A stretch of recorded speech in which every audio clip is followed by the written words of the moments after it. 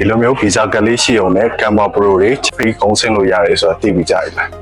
ကျွန်တော်တို့ Canva Pro တွေဗီဇာကလေးကိုတုံးပြီးဘယ်လိုမျိုးကုန်းဆင်းရမလဲဆိုတာဒီနေ့လက်တွေ့ပြပေး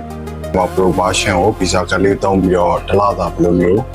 free တုံးလို့ရမလဲဆိုတော့တစ်ချက်လောက်ပြမယ်ပေါ့နော်ပထမဆုံးကျွန်တော်တို့ Canva account ဖွင့်လိုက်မယ်ဆိုရင်ဒီမှာ stretch you are trying for ဆိုပြီးတော့ကျွန်တော်တို့$0နဲ့ပြထားရပေါ့နော်ဒီမှာတစ်လစမ်းသုံးခွင့်ပေးထားရပေါ့နော်ဒီမှာ Pro version ရှိတယ် Business version ရှိတယ်ပေါ့နော်ကိုကြိုက်ရအောင်ရွေးချယ်ပြီးလုပ်လို့ရတယ်ပေါ့နော်Canva Pro လည်းရက်30ပေးထားတယ် Canva Business ကိုလည်းရက်30ပေးထားတယ်ကျွန်တော်ဒီနေ့တော့ Canva Pro တစ်ချက်ဆန်းပြမယ်ကျွန်တော် try free for 30 day ကိုနေလိုက်မယ်ဒီမှာပေါ့နော်လာစင်ကြီးရဲ့နှစ်စင်ကြီးရဲ့ဆိုပြီးရှိရပေါ့နော်ကျွန်တော်တို့ဒီ try အနေနဲ့ပေးထားတာလာစင်ကြီး$0နေတယ်အဲ့တော့ကျွန်တော်လာစင်ကြီးကိုရွှေ့လိုက်မယ်ဒီ next ကိုနေမယ်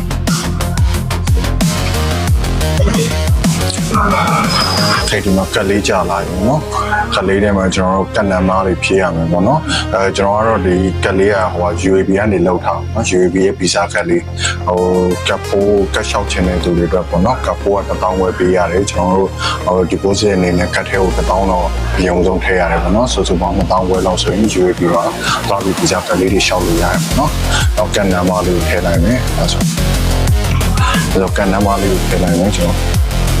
တော်ကလည်းဖြည့်ပြီးသွားပြီဆိုရင်တက်ကြီး free trial ဒီကောင်လေးတစ်ချက်နေတယ်နော်။အဲ့ဒါလည်းကျွန်တော်ဗီဇာကထည့်ထားတဲ့ကရက်30နေရင်ကျွန်တော်တို့ auto renew ပေါ့နော်။ဖုန်းပေးတွေတိုးတယ်ကျွန်တော်တစ်လသာအတွက်ကထည့်ကနေဖြတ်သွားမှာ။အဲ့လိုမျိုးမဖြစ်အောင်လေကျွန်တော်လုပ်ထားတဲ့ trial ပေါ့နော်။အစမ်းသုံးပွင့်ကိုကျွန်တော်ပြန်ပြီး cancel လုပ်လို့ရတယ်နည်းလေးပြမယ်။ဒါမှမဟုတ်ကျွန်တော်တို့ဒီပေဘက်တောက်မှာရှိရကျွန်တော်တို့အကောင့်ထဲကိုသွားလိုက်မယ်ပေါ့နော်အကောင့်ထဲကိုသွားပြီးရင်ကျွန်တော်ဒီမှာ plan price ဆိုတာလည်းရှိရပေါ့နော်အကောင့်လေးတစ်ချက်နှိပ်လိုက်မယ်ဆိုရင်ကျွန်တော် Canva ရဲ့ web version ကိုရောက်သွားနိုင်မယ်Canva ရဲ့ web version ကိုရောက်ပြီဆိုရင်ကျွန်တော်ဒီမှာPro version ကိုကျွန်တော်တို့လုပ်ခဲ့တာကတော့$15နဲ့ပေါ့နော်ရက်30ပြည့်သွားလို့နောက်လာတယ်ဆိုရင်ကျွန်တော်တို့ကတ်ထဲကနေ$15ဖြတ်သွားတယ်အဲ့လိုမျိုးမဖြစ်ချင်တဲ့အတွက်ကျွန်တော်တို့အဲဒီလောက်ထားတဲ့ plan ကိုပြန်ပြီး cancel လုပ်မယ်ပေါ့ပြန်ပြီး cancel လုပ်ချင်ရင်ကျွန်တော် web version နဲ့မှာ profile တွေကိုတစ်ချက်လောက် link ပေးလိုက်ပါပြီးရင် setting တွေကိုသွားမယ်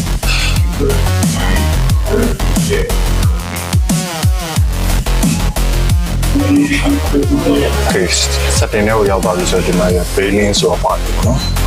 အဲ billing တွေကိုတစ်ချက်သွားကြည့်လိုက်မယ်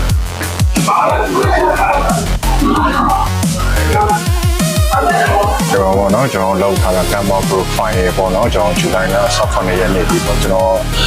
ကတော့ပြီးခဲ့တဲ့ဟိုပဲပေါ့နော်ဒီကောင်းပြီးခဲ့တဲ့ဂျွန်လ18ရက်လောက်ပဲကျွန်တော်လောက်ထားတာပေါ့နော်ဖိုင်ရစမ်းသုံးလို့ရှောင်ထားတာဖြစ်တဲ့အတွက်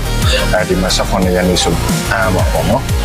ကျွန်တော်18ရက်နေ့ရောက်ရင်နောက်ထပ်$15မပေးချင်ဘူးဆက်ပြီးတော့ auto renew မသုံးချင်ဘူးဆိုကျွန်တော်ဒီ cancel plan လေးကိုနှိပ်ပြီးတော့ကျွန်တော်ဒီလောက်ထားတဲ့ plan ကိုပြန်ပြီးဖြတ်လိုက်လို့ရတယ်ပေါ့နော်အဲဆိုရင်ကိုကတ်ထဲကငွေတွေဖြတ်တော့မှာမဟုတ်ဘူးပေါ့နော်